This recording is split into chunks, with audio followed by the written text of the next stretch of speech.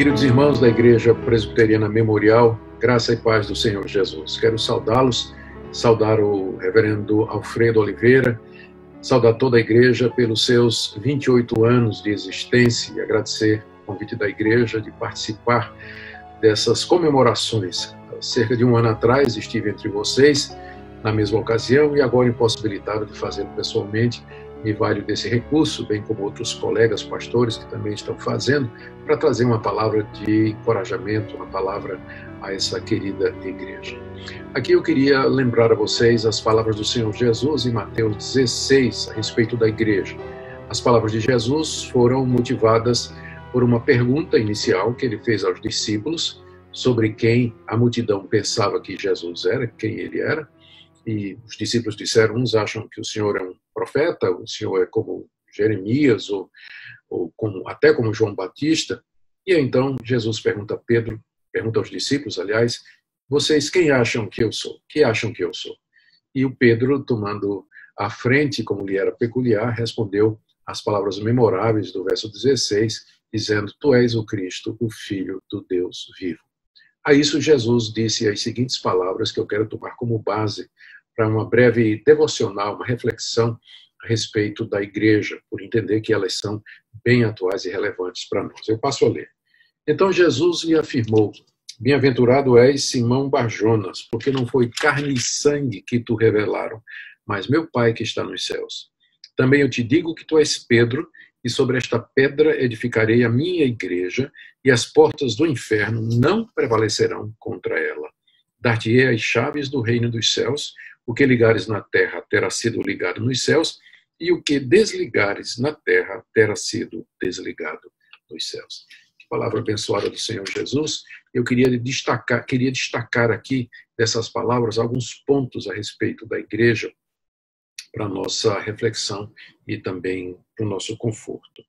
Primeiro, Jesus Cristo disse a Pedro que aquela afirmação que ele fez sobre a sua pessoa, tu és o Cristo, Filho do Deus vivo, não foi alguma coisa a qual Pedro chegou pela sua própria deliberação, não foi uma conclusão a qual Pedro chegou pelo seu próprio poder. Jesus disse, depois de abençoar Pedro, que não foi carne e sangue que revelou aquilo a Pedro, aquela verdade a respeito de Jesus, que ele era o Cristo, Filho do Deus vivo. Na verdade, isso foi o Pai do céu que revelou.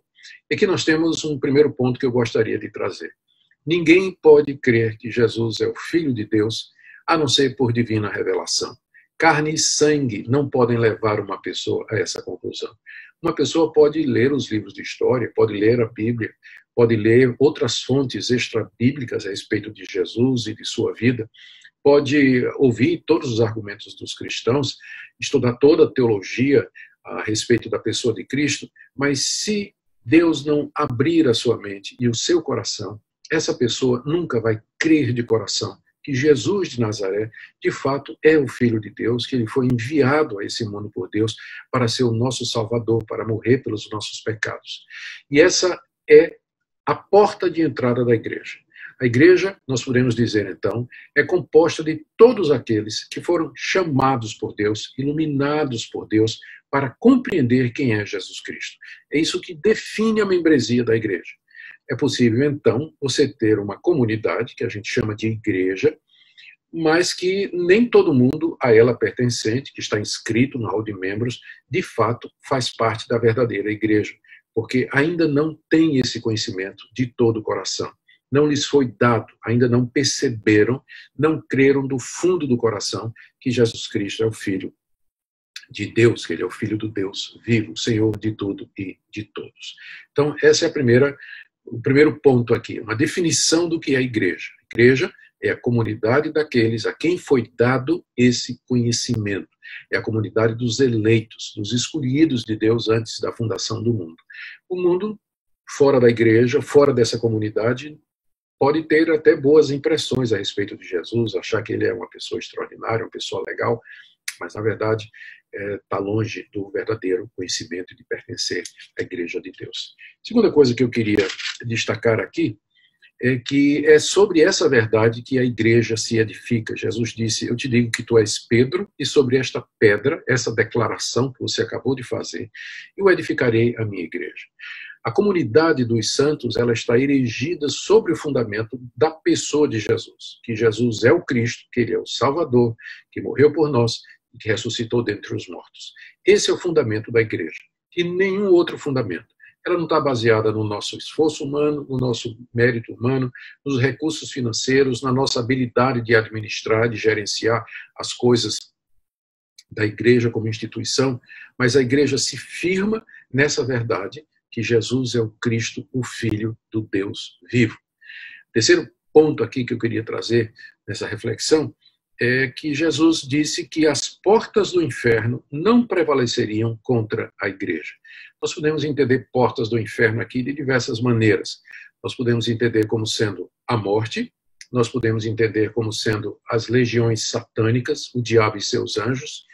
O que quer que seja o verdadeiro sentido do que Jesus disse aqui, ou talvez uma combinação de tudo isso, o fato é que a igreja haverá de triunfar sobre estas coisas. A morte não haverá de terminar conosco, e por mais que o diabo e seus anjos se esforcem usando pessoas para atacar a igreja, para hostilizar a igreja, coisa que nós temos visto nesses dias, inclusive com alguns decretos abusivos de governadores e prefeitos, tolhendo a nossa liberdade de culto que é garantida pela Constituição, por mais que os homens tentem, por mais que eles nos oprimam, limitem a nossa atividade e a vida da igreja, entretanto, eles não vão poder destruir. As portas do inferno não prevalecerão contra a igreja. Deus sempre terá um povo para o louvor da sua glória aqui nesse mundo.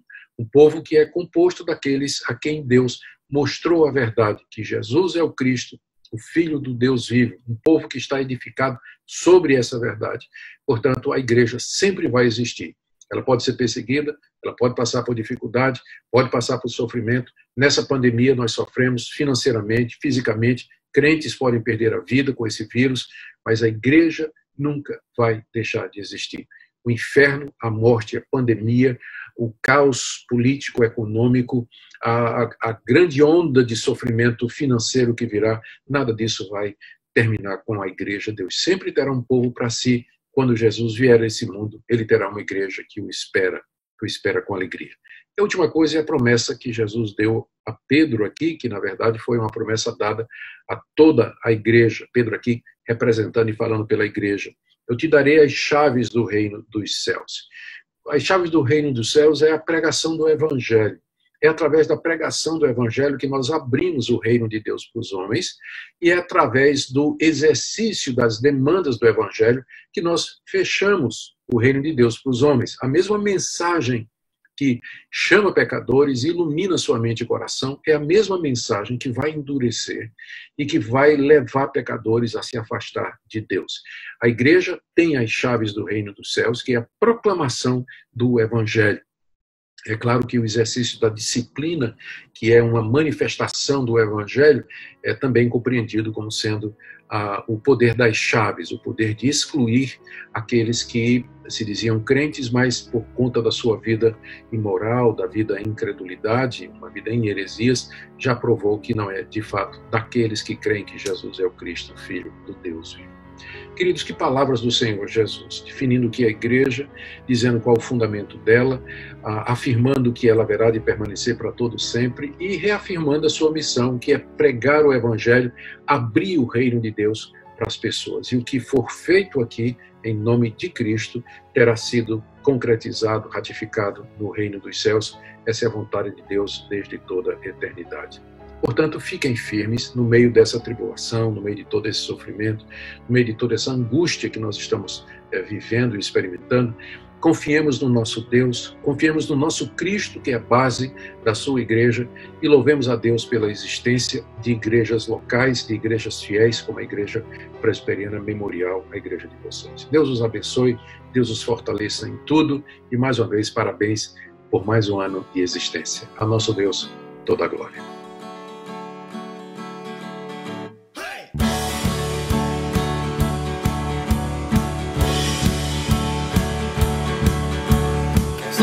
Se abra à tua frente, que o vento sopre em teu rosto, que o sol resplandeça em tua face, que a chuva caia suave em teus campos e mesmo ao se levantar sozinho. Que Deus envolva em seu amor e a paz, enxague o coração e até nos vemos outra vez. Que Deus me guarde em sua mão.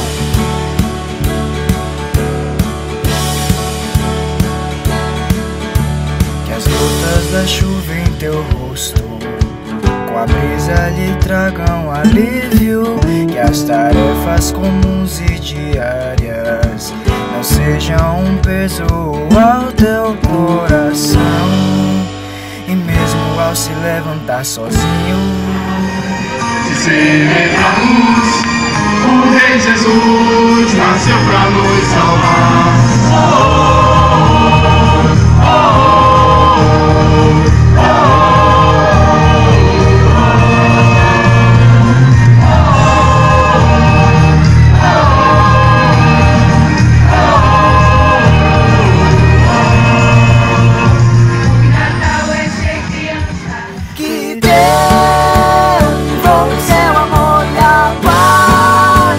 Enxague o coração e até nos vemos outra vez. Que Deus me guarde em sua mão. Que Deus envolva em seu amor e a paz, enxague o coração e até nos vemos outra vez. Que Deus me guarde em sua mão.